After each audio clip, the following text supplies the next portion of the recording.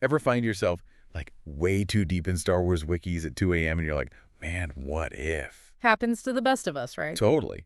But today's deep dive, this one goes to what if? Places even I didn't see coming. We're talking Emperor Palpatine, but with backup. Backup in the sense of more than just one apprentice. Way more. What if there wasn't just one Vader, but like a whole army of them? Okay, now that's an image. And, when you think about how obsessed Palpatine was with clinging to power in the prequels, cloning an army of Force wielders doesn't feel that far-fetched when you put it that way. Makes the Death Star look like a science fair project, right? Almost. But that's the thing about this fan comic we're diving into. It takes stuff we think we know about Star Wars, about the dark side, and just, turns the dial to 11. And it all starts with Luke. Think classic Death Star explosion scene, right? Except... This isn't going to be a now young Skywalker situation, is it? Oh, this is dark side, friend. Luke saying goodbye to Vader, big redemption moment. But then, bam, these mysterious figures, they swipe Vader's body. Hold on, stolen body. Where are we taking this? Labrelle, Camino. Camino. They went back to the clone factory for this. Bold move. Right. That tells you right away, we're not dealing with small-time villains here. This isn't about replacing Vader. This is about mass production of the Force itself. And talk about ethically dubious, right? We saw where cloning tech got the galaxy before. Like mixing unstable chemicals, only those chemicals can choke you out with your own mind. And this is where we meet the mastermind behind it all, Master Phadon. This guy, let me tell you, he's got evil mastermind down to an art. Green skin, creepy scars, the whole shebang. Yeah, he does not give off good vibes in any way.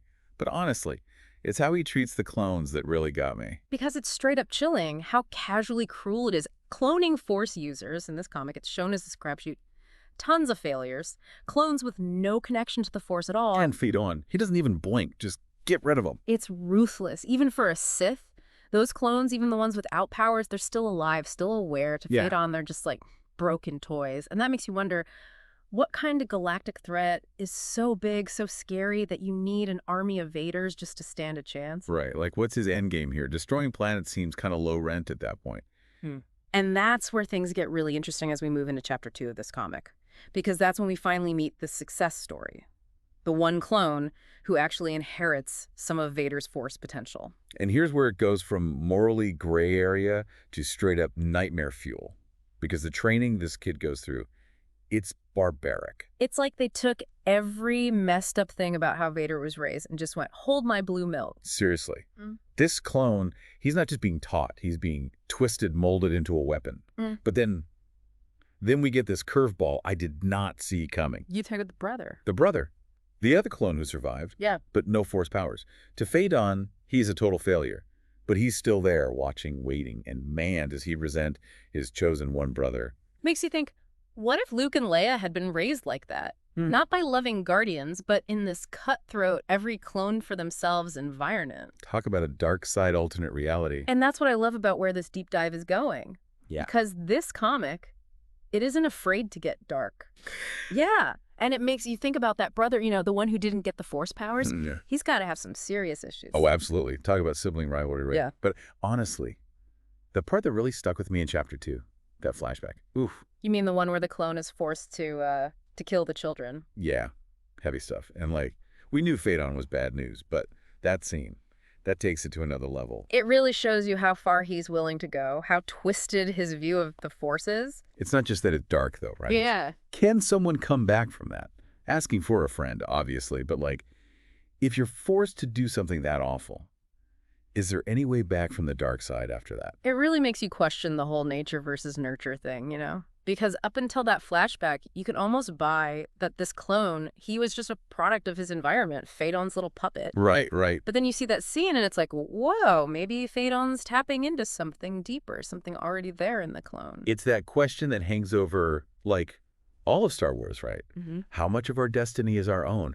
Are we really free to choose? Or is it all just, I don't know, hardwired in from the start? And that's what makes this deep dive so interesting, because it's like we're used to seeing those questions play out on a huge scale, Anakin, Luke, even Rey to an extent. Yeah, for sure. But this comic, it zooms in, makes it personal. Okay, so we've got our morally complicated clone, his power-hungry creator, a jealous brother waiting in the wings. But we still haven't talked about what Phaedon actually wants. Like, what's the big plan? An army of Vaders seems a little overkill just to take over a few star systems. Right. It's bigger than that, and the comic starts dropping these hints, like, remember that line Phaedon throws out? He's all, the Force isn't a tool, it's a power to be mastered.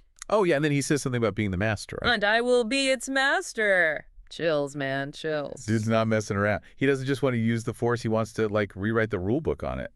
And when you can already clone Darth Vader. That's when this whole fan comic goes from fun thought experiment to existential crisis territory real fast. For real. Which brings us to the ending. Because just when it seems like, okay, clone Vader time, he's about to meet his maker, maybe blow some stuff up, he escapes. But it's not a happy ending, you know? It's more like he's, I don't know, lost. Totally. And that's what I like about it, because it would have been easy to go with the predictable ending, right?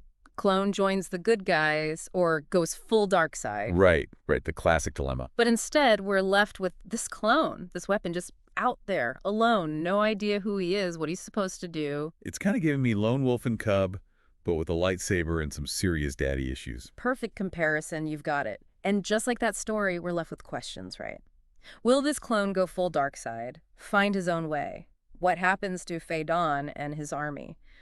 So many possibilities. It makes you think, if you were in that situation, you know, suddenly free, but with all that baggage, what would you even do? Right, like talk about an identity crisis. This clone, he's never even had a chance to figure out who he is, what he believes, and now he's on the run, probably carrying a lightsaber he barely knows how to use. And let's be real, the galaxy's not exactly full of support groups for recovering Sith apprentices, even if you are a clone. Not exactly the kind of resume you put on the job application, is it? Seeking employment in a peaceful sector. Force choke experience a plus. Oh, man. But see, this is where the comic gets really interesting, because it plays with your expectations, right? Like, part of you is waiting for that classic Star Wars redemption arc. You know, the hero finds the good inside, wins the rebellion, boom, happy ending. Right. We've seen that story before. Exactly. But this feels different.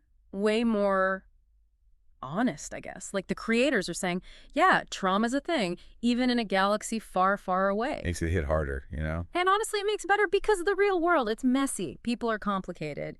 Good and evil, it's not always that simple. And this comic, it gets that. Makes you wonder, as we're wrapping up here, what questions are you left with? What would you want to see in the next chapter of this story? Well, first off, I gotta know what happens to the clone. Does he try to outrun his past? Find some other lost souls out there in the galaxy? Maybe he starts a Force-powered biker gang. Who knows, right? Hey, stranger things have happened. But then there's Phaedon. What's he gonna do now that his prize clone is gone? Knowing him, probably something involving a lot of rage and a disturbing amount of Force lightning. And an army of slightly less powerful Vaders just waiting for orders.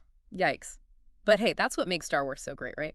Whether it's the movies, the shows, the books, even fan comics like this one, it gets you thinking. It makes you ask those what-if questions. Totally. And that's what I'm hoping you'll take away from this deep dive. It's not just about one story. It's about all the stories we could tell, all the possibilities out there in that galaxy far, far away. So keep asking those questions. Keep exploring. And hey, maybe even try writing your own Star Wars what-if story. Now there's a thought. And until next time, as always, may the Force be with you.